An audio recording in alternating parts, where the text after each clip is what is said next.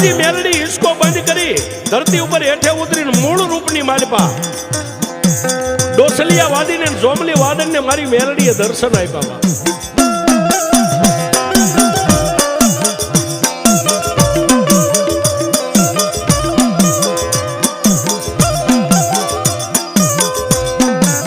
પછી મારી મેલડીએ કીધું કે એ વાદીડા,